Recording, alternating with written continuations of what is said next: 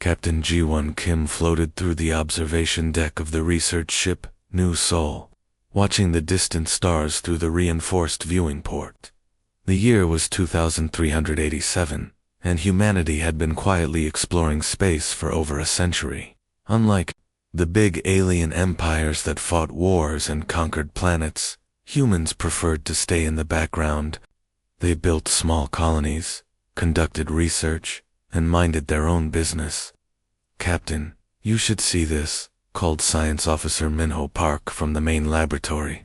His voice carried a strange mix of excitement and fear that made G push off the wall and glide quickly through the zero-gravity corridors. The New Seoul was one of 50 human research vessels scattered across the galaxy, while the crystalline Cephrians built massive war fleets, and the hive-minded Kethari consumed entire planets. Humans focused on learning and surviving. They had developed excellent technology for living in harsh environments, something their ancestors had learned during Earth's ice ages and climate disasters. "What did you find, Minho?" G1 asked as she entered the lab. The walls were covered with holographic displays, showing star charts, energy readings, and mathematical calculations that hurt to look at. "It's the Kepler 442 system," Minho said, his hands shaking as he manipulated the data displays. "Captain, the star is dying, but not naturally." G1 studied the readings. She had been a space explorer for 15 years, but she had never seen anything like this. The star's energy output was dropping rapidly, not because it was running out of fuel, but because something was draining it. Massive structures, each the size of Earth's moon, surrounded the star like mechanical parasites.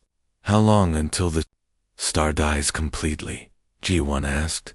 "At this rate, maybe 6 months. The planets are already freezing.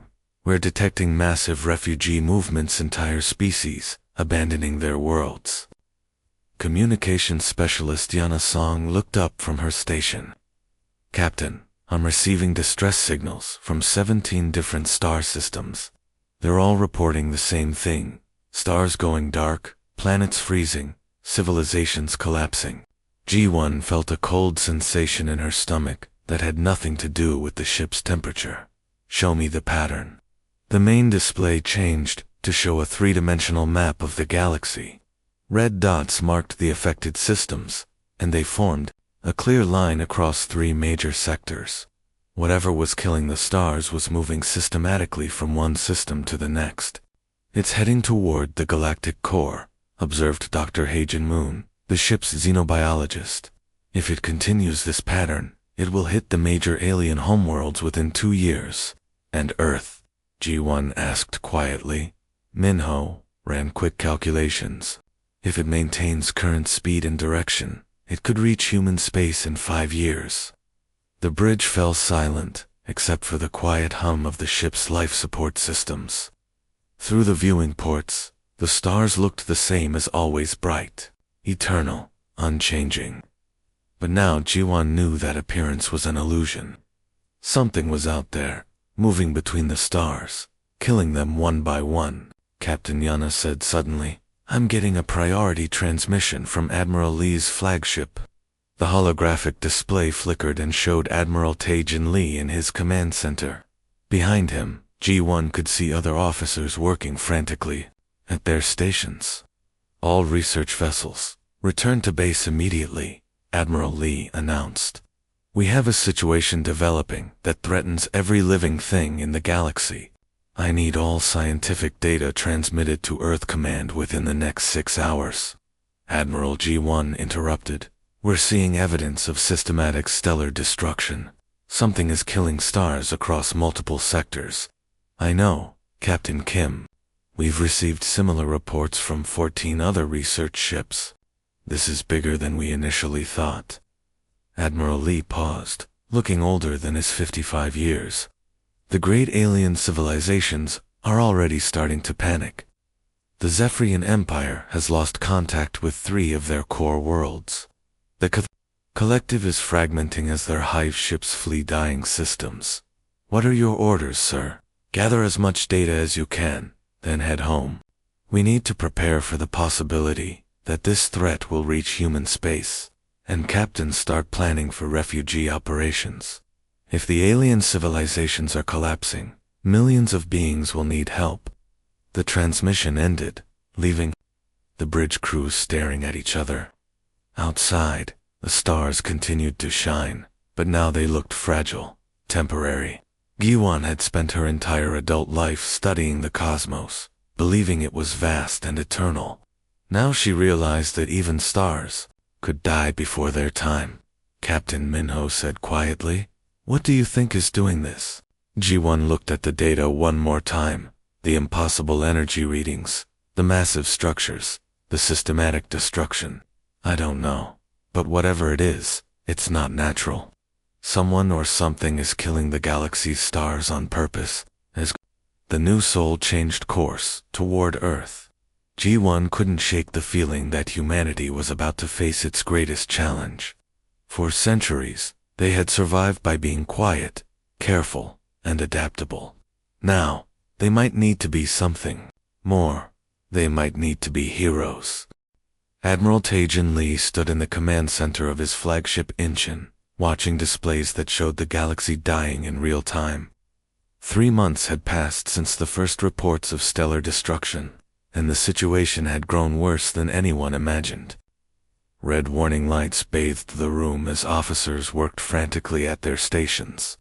"Admiral, we have confirmation," reported Intelligence Officer Kung Min Han. "The entity has been detected by our deep space sensors. It's massive, larger than anything we've ever seen." The main holographic display changed to show long-range sensor data. What appeared was something that defied human understanding. The object was enormous, stretching across thousands of kilometers, covered in mechanical structures that pulsed with stolen starlight. It moved between star systems like a cosmic parasite, leaving dead suns in its wake. "Our scientists believe it comes from outside our galaxy," Dr. So-Young Choi explained to the assembled officers. "It travels between galaxies, harvesting stellar energy to fuel its journey. The refugees we've rescued call it simply the Harvester." Admiral Lee studied the data with growing concern. In his 30 years of military service, he had faced pirates, hostile aliens, and natural disasters. But this was different. This was extinction on a galactic scale. "What's the current casualty report?" he asked. Communications specialist Jung Ho Nam checked his displays. "The Zephyrian Empire has lost 12 star systems. Their crystal cities are cracking from the cold. The Cathari Collective has fragmented. Their hive ships are fleeing in all directions. We estimate over 2 billion beings have died from the cold so far, and it's getting worse," added Dr. Choi. "The Harvester doesn't communicate. It doesn't negotiate. Our xenobiologists believe it sees organic life as completely irrelevant, like we might view bacteria on a rock." Through the viewports of the Incheon, Admiral Lee could see human supply ships loading with emergency equipment. Unlike the great alien civilizations, humanity had responded to the crisis not with panic, but with preparation. Their ancestors had survived ice ages, climate disasters, and resource shortages. They knew how to adapt. "Status report on our survival preparations," Admiral Lee ordered. Chief Engineer Song-Wook Kim stepped forward. "All asteroid mining facilities are being converted to mobile habitats with independent fusion reactors. Every human colony now has emergency protocols for survival without stellar heating. We've stockpiled enough supplies to keep our populations alive for decades, if necessary." "Excellent. In the refugee operations, every human ship now carries emergency refugee capacity," reported Captain Hyojin Park. "We've already rescued over 50,000 aliens from dying worlds. Our medical teams are working around the clock treating frostbite and hypothermia in species we've never encountered before." The youngest officer in the room, Commander Hyen-Woo Nam, raised his hand hesitantly. "Admiral, why are we helping them? The aliens never helped us when we were struggling to survive on Earth." Admiral Lee walked over to the large viewing window and looked out at the stars. Many of them appeared dimmer than they had just months ago. Because that's who we are, Commander. When my grandmother was young, Seoul was hit by a massive winter storm that knocked out the power grid. She told me that neighbors who had never spoken to each other before worked together to share heat, food, and shelter. They didn't ask about politics or religion or wealth. They just helped. But sir, we barely have enough resources for ourselves, do we? Admiral Lee turned back to face the room. Humans have lived through ice ages with nothing but fur clothing and fire. We survived global climate disasters with technology far more primitive than what we have now. We've always found a way to do more with less. Dr. Choi pulled up new data on the holographic displays. Admiral, we're receiving reports from our rescue teams. The aliens are amazed by our cold weather survival technology. They're calling us the warmth bringers. In several languages. That's good, Admiral Lee replied.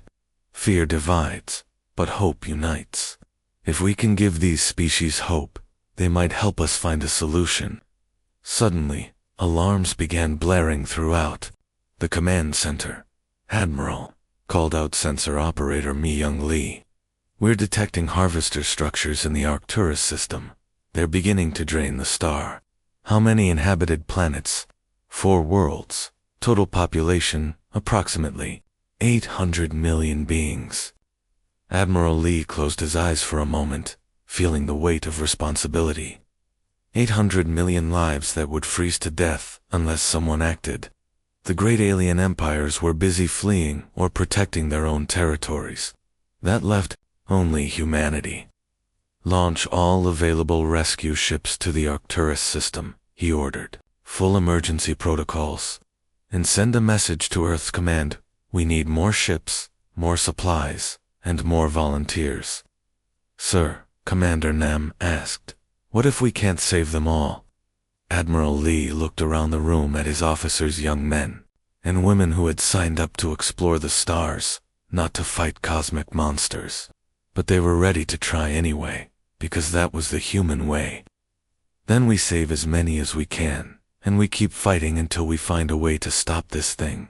The universe is vast and cold and dangerous. But it's also full of life worth protecting. And if there's one thing humans have always been good at, it's refusing to give up. As the Inchen changed course toward the dying Arcturus system, Admiral Lee wondered if humanity's greatest strength, their stubborn refusal to accept defeat, would be enough to save the galaxy. Engineer Young Suo knelt in the frozen courtyard of what had once been the most beautiful city in the galaxy. The crystal spires of Zephyria Prime stretched around him like frozen lightning, but now they were cracking from the unnatural cold. His breath formed thick clouds in the thin atmosphere as he worked to connect fusion heating units to the alien power grid. Careful with that connector, he called out to his partner, Technician Sujin Bei. Their crystal technology conducts heat differently than our metal systems. Around them, tall crystalline beings moved slowly through their dying city. The Zephyrians had ruled this part of the galaxy for 10,000 years. But their technology was designed for warm worlds orbiting healthy stars. Now their bodies were literally cracking from the cold, creating musical chiming sounds as they walked. Empress Cathera approached Young-Su's worksite, her translucent blue form flickering weakly. She was still beautiful, but fracture lines ran through her crystal skin like spider webs. Human engineer, she said in accented standard, your people confuse us greatly. Young-Su looked up from his work, wiping frost from his tools. How so, your majesty? We have commanded fleets that could destroy worlds. Our empire has lasted longer than your entire species has existed. Yet when death comes for us, we freeze and despair. You treat this apocalypse as merely another problem to solve. Young-Su smiled and returned to connecting power cables. My grandmother used to tell me about the Great Soul. Winter of 2341. The climate control systems failed during the worst storm in 2 centuries. The government couldn't fix it fast enough, so the people fixed it themselves. Neighbors who had never spoken helped each other stay warm. My grandmother said the cold doesn't care about your rank or your history, it only cares whether you're smart enough to fight it. But why do you help us? We are not your people. Because that's what humans do when people are dying, Young-Soo replied simply. We help.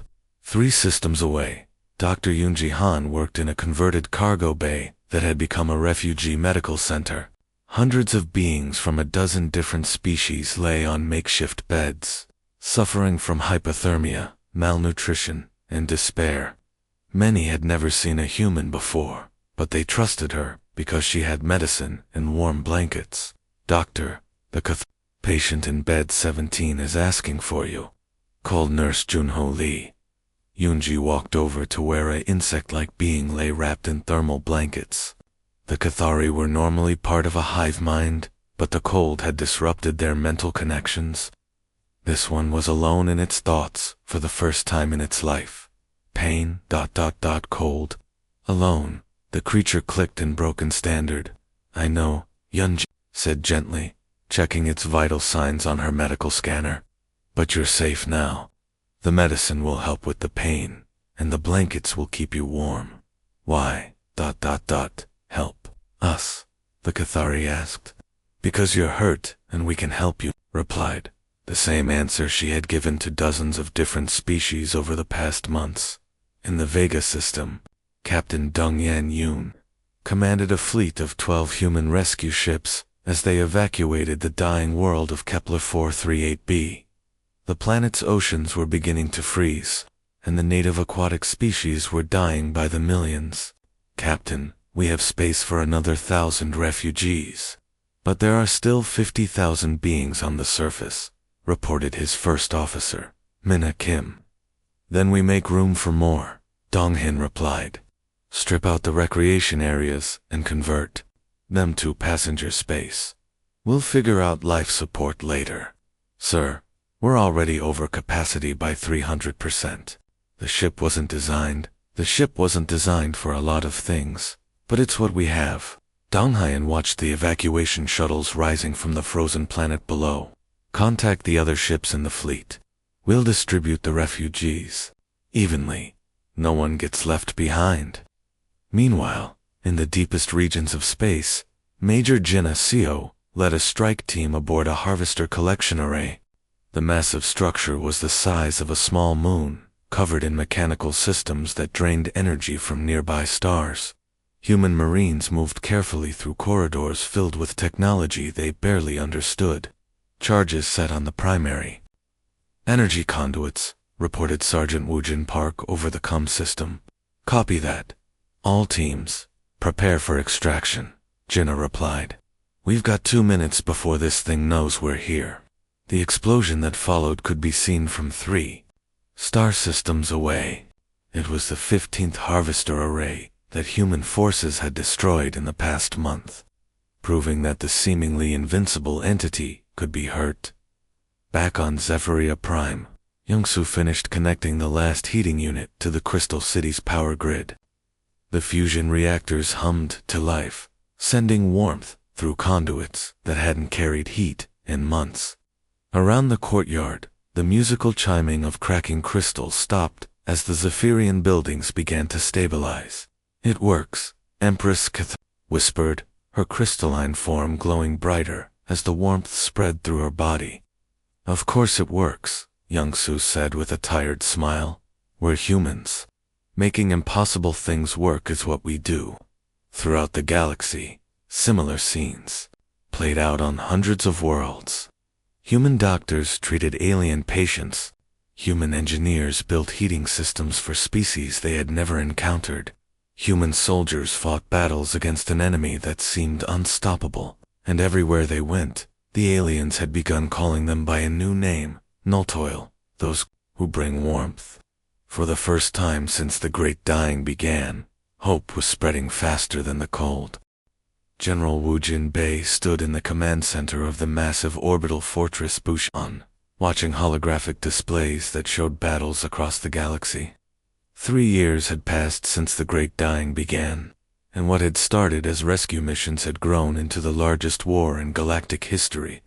The difference was that humanity wasn't fighting for territory or resources, they were fighting for the right of stars to keep shining. Strike Team 12 reports successful destruction of Harvester Array 623, announced Communications Officer. Hi One Lim, that's the 23rd one this month. Good work, but it's not enough, General Bay replied grimly. Intelligence reports show the Harvester is building new arrays faster than we can destroy them. We're still losing more stars than we're saving. Around the command center, officers from a dozen different species worked side by side. The war had created something unprecedented, a true galactic alliance. Zephyrian crystal tech specialists worked with human engineers. Cathari hive ships carried human strike teams. Species that had been enemies for centuries now fought together against extinction. Captain Subin Ko entered the command center, her uniform bearing scorch marks from her latest mission. She had been fighting Harvester forces for 3 years straight, leading boarding parties against alien technology that barely made sense. Her left arm was in a regeneration sleeve after her last encounter with Harvester defense systems. General, we have a problem, she said, her voice tired but determined. The Harvester arrays are adapting to our tactics. They're building better defenses, and our casualty rates are climbing. How bad? We lost 2 full strike teams last week trying to take out a single array. The enemy is learning from our attacks. Dr. Minjun Kwan, the galaxy's leading expert on Harvester technology, looked up from his research station. For months, he had been studying pieces of destroyed Harvester equipment, trying to understand how the alien technology worked. His hair had turned gray from stress, and he rarely slept. General, I think I found something important, he said, pulling up new data on the main display. The Harvester isn't what we thought it was. The hologram showed detailed scans of Harvester technology, with areas of damage highlighted in red. Look at these internal structures. They're not just damaged from our attacks, they show signs of extreme age and wear. This entity has been traveling between galaxies for millions of years. What are you saying, Doctor? General Bay asked. It's dying, sir. The Harvester is literally falling apart from old age and the stress of intergalactic travel. It's not draining stars because it's evil, or hungry. It's doing it because it's desperate to repair itself. The command center fell silent. Captain Ko was the first to speak. So what? We're supposed to feel sorry for the thing that's killed billions of people. No, Dr. Kwan said quietly. But maybe we can find a solution that doesn't require anyone else to die. Explain, General Bay ordered. Dr. Kwan manipulated the holographic displays, showing star charts and energy calculations. What if instead of trying to destroy the Harvester, we help it repair itself? Our fusion technology is incredibly advanced. We could theoretically provide it with concentrated stellar material, instead of forcing it to drain entire stars. That's insane, Captain Ko said. You want to help the monster that destroyed half the galaxy. I want to stop more people from dying, Dr. Kwan replied. Human, alien, or whatever the Harvester is, death is death. Admiral Tajin Lee's voice came over the communication system from his flagship. Dr. Kwan, are you seriously proposing we negotiate with this thing? Not negotiate, Admiral Heel. The Harvester has never tried to communicate with us because it doesn't see us as intelligent. We're too small and short-lived for it to notice, but our technology might be advanced enough to help it. And, if you're wrong, if it takes our help and then continues destroying stars anyway, then we're no worse off than we are now, Dr. Kwan said. But if I'm right, we could save the remaining stars, and maybe even restore some of the dead ones. General Bay studied the data for several minutes. The plan was incredibly dangerous and required trusting an entity that had already caused unimaginable destruction. But it also offered something neither side had before: hope for an end to the war. What would this healing process require? He asked. Everything we have, Dr. Kwan admitted. We'd need to coordinate the entire human fleet, plus all our alien allies. The process would require volunteers to work directly with harvester technology, which could be fatal. And we'd have to convince the harvester to let us try.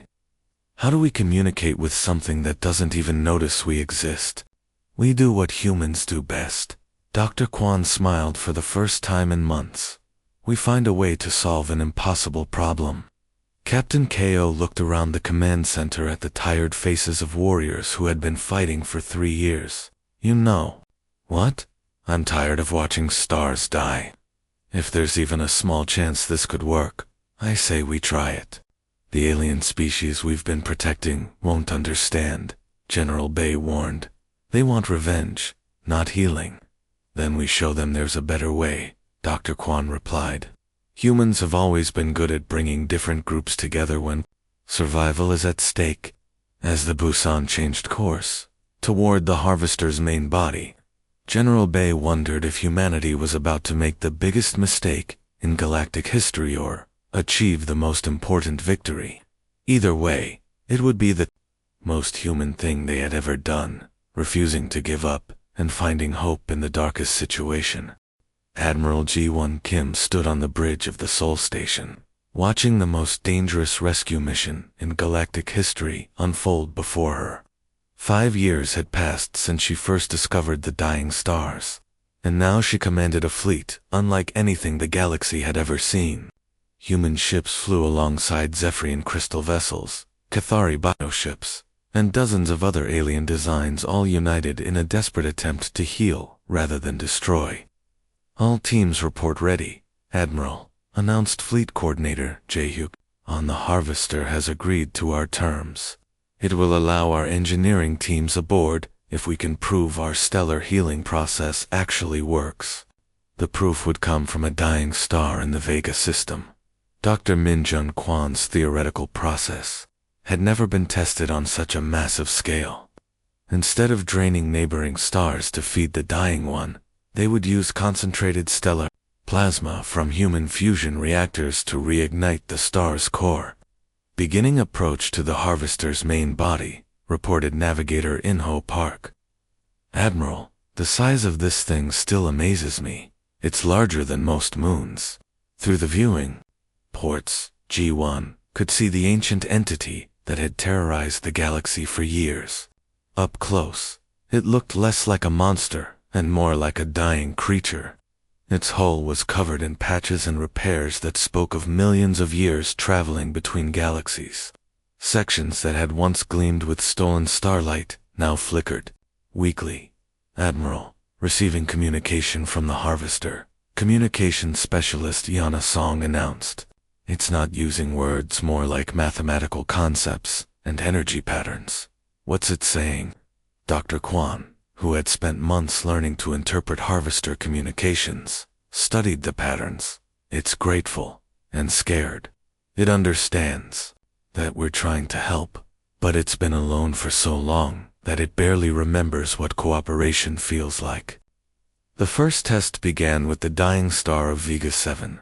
Human engineering ships surrounded the failing star, their fusion reactors working at maximum capacity to produce the concentrated stellar material needed for the healing process.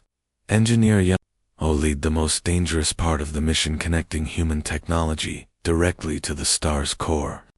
Plasma conduits are in position, Young-soo reported, over the CUM system. Beginning stellar material injection in 3, 2, 1, For a moment, nothing happened. The dying star continued to flicker weakly, barely providing enough heat to keep its planets from freezing completely. Then, slowly, the star's light began to grow stronger. The fusion process was working, feeding new life into the dying core. It's working, Dr. Kwan shouted from his monitoring station. The star's energy output is increasing. The planets should start warming within days. But success came at a terrible cost. The process required engineers to work directly with stellar material hot enough to melt most known metals. Despite all their protective equipment, 17 volunteers died ensuring the final connections held properly. Young Suo was among them, killed when a plasma conduit exploded during the critical final moments. "He did it," whispered technician Sujin Bei, watching through tears as the Vega System's star burned bright again. Young Su said the cold doesn't care about your rank or history, it only cares if you're smart enough to fight it. He was smart enough. With the proof successful, the Harvester allowed human teams aboard its ancient hull. What they found inside changed everything. The entity wasn't a single creature, but rather a collective consciousness made up of billions of beings from a galaxy that had died long before Earth's sun was born. They had been traveling through space for eons, trying to find a new home, but their technology was failing after millions of years of use. "It's like a refugee ship," Dr. Yoonji Han reported as she worked with alien medical equipment inside the Harvester. "These beings have been homeless longer than our entire solar system has existed. The healing process took months. Human engineers worked alongside the galaxy's best scientists to repair systems that were older than most star formations. Captain Subin Ko lead security teams that protected the work sites from Harvester. Defense systems that couldn't distinguish between help and attack. One by one, across the galaxy, stars began to burn bright again. The Harvester's repair systems, powered by human fusion technology instead of stolen starlight, slowly brought dead suns back to life. Frozen worlds started to thaw. Species that had been refugees for years began returning to their home planets. Admiral Inho Park called out as they prepared to leave the restored galaxy. "The Harvester wants to know if it can travel with us to the next galaxy." Ji-won looked at the ancient entity through the viewing port. It looked different, now healthier, brighter, more alive. Its hull gleamed with repaired sections and new technology that combined human engineering with alien science, millions of years old. "Tell it yes," she said. "The universe is vast and dangerous, but it's also full of wonders worth protecting. And if there's one thing humans have always been good at, it's making sure everyone has a home." The Sol Station and its fleet jumped to faster than light speed, carrying with them representatives from hundreds of species and their ancient new ally. They were no longer just explorers or refugees. They were something new. A community of different peoples united by the simple human belief that when someone needs help, you help them, behind them. The galaxy's stars burned bright and warm, keeping billions of worlds safe from the cold darkness of space.